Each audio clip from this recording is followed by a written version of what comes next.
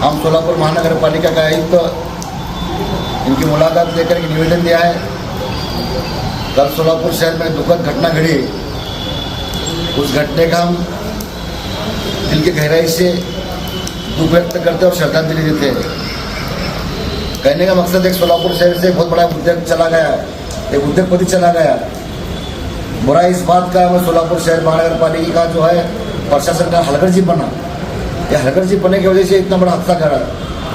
बोलने का मकसद ये है कि रात को 3 बजे जिस वक्त आग लगी उस कारखाने के अंदर, बार बार वो लोग अंदर से फोन कर रहे थे, लेकिन 1.5 घंटे के बाद अपना सोलापुर महानगर पालिका का अग्निशामक दल वहाँ पे पहुँचा। पहुँचने के बाद उनके पास जो वस्तु लगनी चाहिए, जो चीज़ें लगनी चाहिए, वो चीज़ें भी नहीं उनके पास। इतनी बुरी बात है, क्योंकि सोलापुर शहर 30-35 साल पहले जो अग्निशामक दल था उसके अंदर से आधे कामगार कम हुए, वही पोजीशन आज भी। और सोलापुर शहर के अंदर कम से कम 15 से 20 अग्निशामक दल होना जरूरी है, उसके केंद्र होना जरूरी है। लेकिन 3-4 केंद्र पर सोलापुर शहर चल रहा है।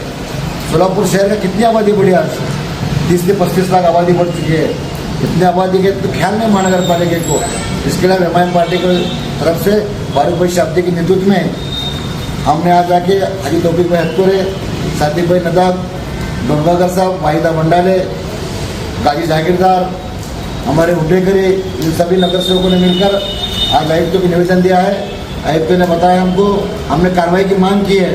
संबंधित अधिकारी जिससे निष्कासित उस पर कार्रवाई होना जरूरी है। तो आयुक्त ने बताया कि हम कार्रवाई करने वाले हैं। अगर 4 दिन के अंदर कार्रवाई नहीं हुई, इससे बड़ा आंदोलन सोलापुर महानगर पालिका के सामने हम ये आंदोलन करेंगे इंशाल्लाह। आज ऑल इंडिया मजलिस इत्तेहादुल मुस्लिमीन पार्टी की जानिब से हमारे सदर अलहाज फारूक शाब्दी साहब की हिदायत पर आज कॉर्पोरेटर हमारे हाजी तौफीक हत्तोरे साहब और नगर सेविका हमारे वाहिदा आपा भंडाले मैडम, हमारे सादिक भाई और मैं यहाँ पर महापालिका आयुक्त को ये आवेदन देने के लिए आए थे कि कल सोलापुर शहर के अंदर सेंट्रल टॉवेल के कारखाने में जो आग लगी, मैं समझता हूँ, मेरे पास अल्फाज नहीं है, इतनी बुरी घटना वहाँ पर घड़ी है जहाँ पर 8 बेगुनाह लोग आग के अंदर जलकर मारे गए और आगजनी हुई।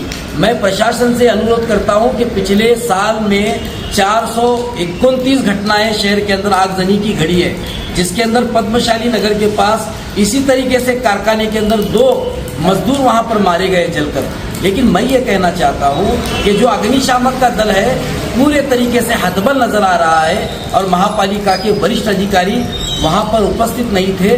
जहां पर मैं आपसे कहना ये चाहता हूं कि CO2 उसके जरिए से जो है आसमान के अंदर ड्रोन भेजकर उसका मारा करना चाहिए था, लेकिन हमारे पास ड्रोन अवेलेबल नहीं है, पानी हमारे पास अवेलेबल नहीं था।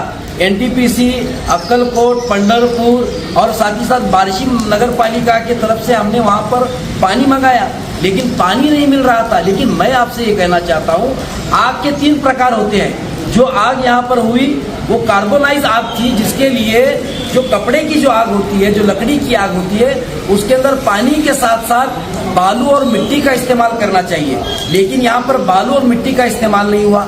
अरे यहाँ तक मैं कहूँ आपसे कि जो उस्मान मंसूरी बेचारे इतने बड़े, मैं समझता हूँ दानशूर आदमी थे, इतने नेक आदमी थे, वो अपने कमरे के अंदर जहाँ बाथरूम के अंदर जान बचाने के लिए दौड़े और 2 घंटे तक प्रशासन से, जनता से गुहार लगा रहे थे, मदद के लिए प्रशासन को फोन लगा रहे थे, लेकिन 2 घंटे तक प्रशासन मदद के लिए नहीं पहुंचा। अगर वक्त पर वहां पर अग्निशामक दल के लोग पहुंचते तो यकीनन उनकी जानें बच जाती थी। प्रशासन भ्रष्टाचार में लुप्त हो चुका है। ये बेजवाबदारी के साथ इन्हें परवाने देते हैं और इस तरीके से वाम मार्ग से पैसे कमाते हैं, लेकिन इनके पास जानों की कोई कीमत नहीं है। मैं इनसे कहना चाहता हूं कि हाईटेक इतनी बड़ी टेक्नोलॉजी हमारे पास होने के बावजूद भी शहर के अंदर इतनी बड़ी घटनाएं घट रही है। उसी MIDC के अंदर 30 कारखाने जले हैं अब तक, इससे पहले 2 लोग जले हैं। क्या कर रहे हैं लोग? मैं ये कहना चाहता हूं, भारतीय न्याय संहिता कलम 109 के तहत इन पर गुने दाखिल होने ही चाहिए। अगर ये गुने दाखिल नहीं होंगे तो माननीय उच्चतम न्यायालय के अंदर हम रिट पिटीशन दाखिल करेंगे। मैं आपसे ये कहना चाहता हूँ।